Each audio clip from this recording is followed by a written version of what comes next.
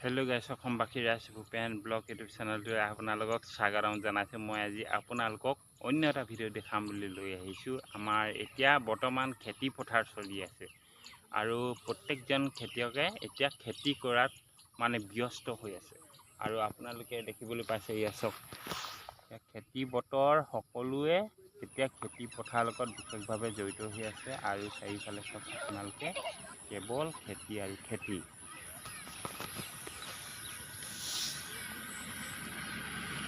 যোৱা দুদিনৰ আগত বহুত বানপানী হৈছিলে ইয়াতে।